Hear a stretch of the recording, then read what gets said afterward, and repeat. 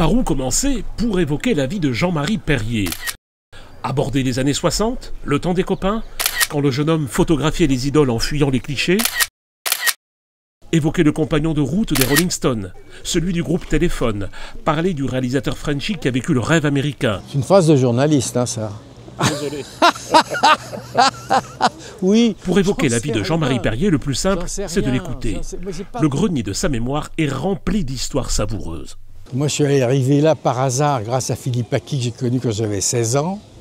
Tombé sur un type comme ça, qui est quand même le type le plus exceptionnel que j'ai rencontré de ma vie, qui quand même, en 1956, on me présente à lui, à Europe 1, où il faisait son émission pour le jazz.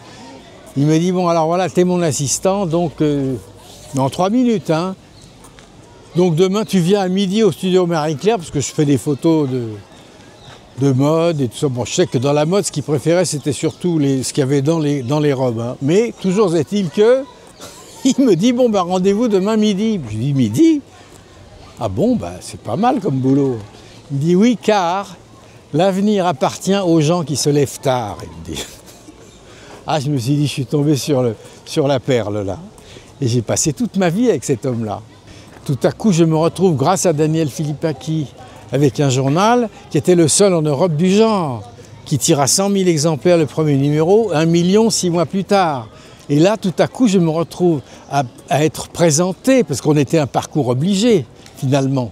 Hein, et je me retrouve présenté à que des mômes qui ont entre 17 et 20 ans, que ce soit Sylvie Vartan, Françoise Hardy ou Dutronc, ou les Rolling Stones et les Beatles, ils démarrent.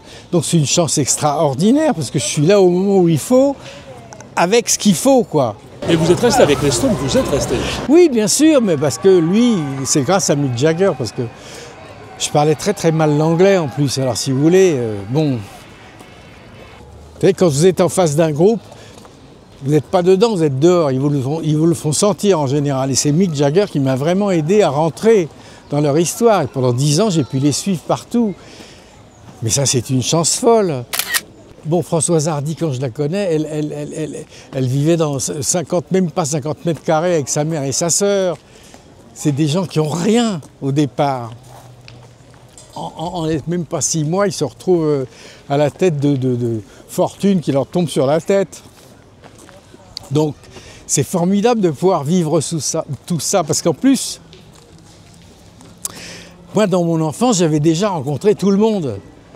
Grâce à mon père François Perrier, chez moi, il y avait tout le monde. Tous les acteurs venaient du monde entier. Donc, moi, ça ne m'étonnait pas, la célébrité, je connais, tandis qu'eux, ils ne connaissaient pas. Donc, c'est très difficile pour des mômes de 20 piges, tout à coup, tout leur tombe sur la tête en même temps. Il était très intelligent, ils l'ont pris pour un con, les adultes et les journalistes l'ont pris pour un con pendant des années. Alors qu'à 19 ans, il m'a quand même dit je préfère qu'ils me prennent pour un con, comme ça je les vois venir. 19 ans quand même. Donc ça, je me suis dit, là, c'est du sérieux quand même. Non, mais il était merveilleux, intelligent, drôle, il avait beaucoup d'humour. Et tout le monde s'est foutu de sa gueule. Il a fallu attendre les années 90 pour que quelqu'un fasse dans Le Monde une double page où tout à coup il était accepté par l'intelligentsia de mes couilles, là. Bon. Mais moi je le voyais au départ, c'était un petit rêveur.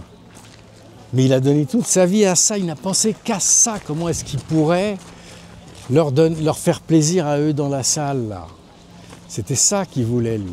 Et toute sa vie, c'est pour ça que c'était très difficile de lui demander en même temps d'être un père, un mari et tout ça. Non, attends, lui, ce qu'il voulait, c'était leur enfiler pour leur pognon dans la salle.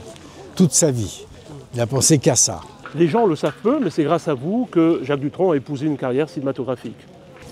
Oui, parce que j'avais vécu avec Françoise, qui était une merveille, pendant 4 ans, et tout à coup, bon, ben, un jour, elle me dit, au bout de 2 ans plus tard d'ailleurs, elle me dit, j'ai rencontré quelqu'un, donc je ne peux pas imaginer de ne pas aimer la personne qu'elle aime, c'est impossible.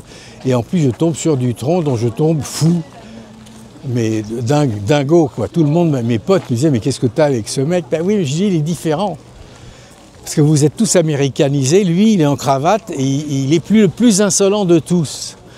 En plus, il était très beau. Moi, je l'aimais énormément. Donc voilà, j'ai changé de vie grâce à lui. Je me dis, mais attendez, il faut faire du cinéma à ce mec-là. Et j'ai arrêté ma situation insensée de chance de diriger ce journal pour aller faire du cinéma, pour faire tourner du tronc. Bon, voilà. Mais ça va, je suis très content comme ça, moi. J'ai le sentiment que le plus dur, c'était de le convaincre, lui.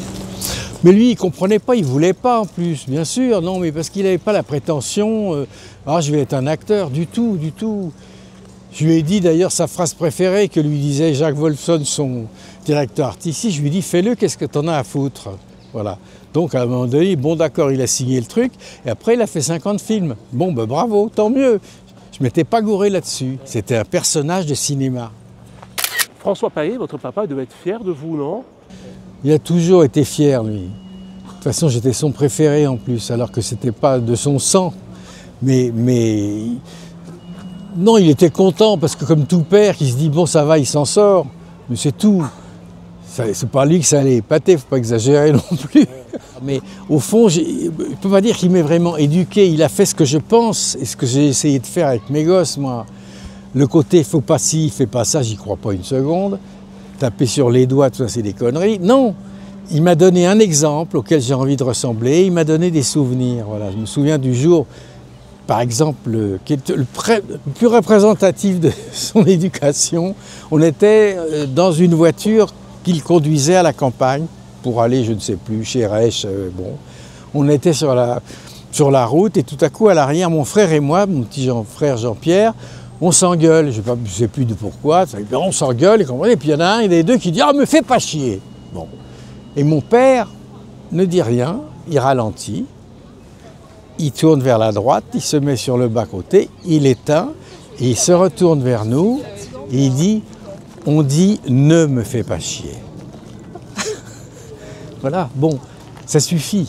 Voilà, il m'a donné envie de la langue française et compris l'humour en une phrase. C'est ça, l'éducation. J'étais admiratif de lui. Voilà, c'est ça, c'est rien d'autre. Toutes les choses qu'on te dit, ah non, faut pas faire ça, tout ça, c'est des conneries. Hein, les fouets, tout ça, bon, non, il m'a jamais brusqué, mon père. Il m'a toujours dit des choses qui me faisaient rire, en plus. Brasseur, mais c'était un personnage extraordinaire. J'ai passé des soirées hallucinantes avec Brasseur.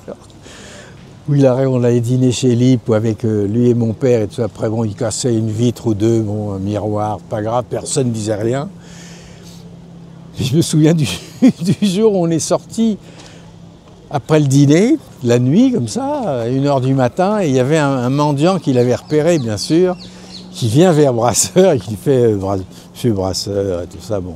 Et l'autre, là, il était bourré à mort, hein. Il le regarde comme ça et il sort la liasse de bifton de la recette du soir du théâtre, tu vois. Et il lui tend, il dit « Attention, c'est pour boire, hein, pas pour manger, on est d'accord. » Et il lui donne la recette de la soirée. Alors bien sûr, c'est très mal vu par les bien-pensants, hein. Mais en même temps, quel geste juste pour un mot, pour faire quoi? Marrer mon père et moi. Bon, ben voilà, c'est ça, c'était des gens qui avaient un sens du spectacle extraordinaire. Ce que je comprends aussi, c'est que vous avez macéré un peu dans cet univers exceptionnel. Ça vous a peut-être affûté le nez pour repérer ce qui était exceptionnel. Ah ben oui, ah ben oui. Ça, les gens qui ont du talent, c'est la seule qualité que je me reconnais. Là, je les repère, oui. Le vrai talent, quoi. Hein, ceux chez qui c'est pas évident, ceux que les gens comprennent pas bien. Alors oui, ça, oui. Toute ma vie, ça a été ça. Toute ma vie, même quand je faisais les photos pour le journal Elle avec ma sœur Anne-Marie, bon, quand je rencontre Valérie Lemercier, je tombe par terre, moi. Bon, hein, ou Sandrine Kiberlin, j'en étais dingue, moi. Parce que c'est des gens totalement différents. Et ça se voit tout de suite. Et ça n'a absolument pas de prix. Donc ma vie, elle a été ça. Bon, j'étais juste un mec qui a regardé là où il faut, au moment où il faut, mais parce que c'est un coup de chance, tout ça. Et aujourd'hui, Instagram, ça vous permet quoi? Ça vous permet de rester en ça ligne me permet, non, ça me permet de... Parce que le problème du vieux, c'est qu'il oublie. Le problème, c'est que le citron ne passe plus. Regardez, ça fait un moment qu'on parle. Je me souviens, moi, très compliqué pour moi de me souvenir. Or là, depuis 6 ans, tous les matins, je suis obligé de faire un texte à cause d'une photo, mais une photo de moi ou d'un autre, hein, ça m'est égal, mais une photo qui me rappelle un souvenir ou une époque, et là je suis obligé de faire un texte, voilà, plus ou moins long, tous les matins. Et ça n'a pas de prix, parce que ça permet d'avoir une... Voilà, de garder la mémoire, que je perds d'ailleurs à vitesse éclair, mais ça fait rien. Bon. Donc et puis, j'aime bien l'idée, parce que j'ai toujours aimé les nouvelles technologies, quitte à les abandonner après. Ce qui m'a plu là, c'est qu'il y a des gens aujourd'hui qui m'écrivent d'Inde ou du Brésil. C'est fascinant, quoi. Alors je leur parle de Louis Jouvet, ils ne savent pas qui c'est. Mais c'est fou, quoi, de pouvoir se mettre comme ça en rapport avec des gens qu'on ne rencontrera jamais.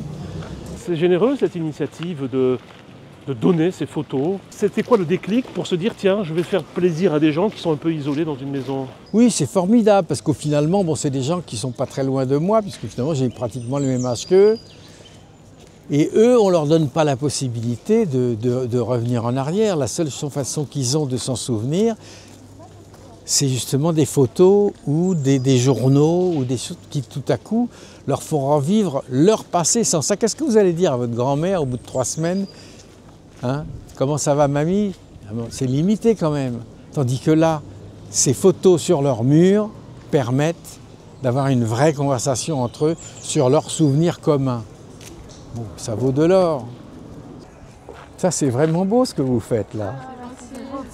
Oui, c'est vrai. Je peux parler avec n'importe qui et tout, je ne méprise personne, m'en fous, j'ai pas le temps. Puis en plus, il ne me reste pas beaucoup de temps, hein. Donc si vous voulez, il ne faut pas perdre les journées, les quelques mois ou années qui restent à s'emmerder à ce que les gens vont penser de vous. Mesdames, je vous souhaite une bonne journée. Ce qu'il faut, c'est prendre des risques. Si on ne prend pas de risques, on meurt debout. Bonne journée, madame. Bonne journée. Je ne serai jamais à la retraite, jamais. Parce que c'est la mort, la retraite. Sorry. Have a good day. D'ailleurs, tous mes potes qui ont arrêté parce qu'ils étaient à la retraite, ils sont morts. Il ne faut jamais arrêter, jamais. Ce qu'il faut, c'est prendre des risques tout le temps et puis rencontrer des gens.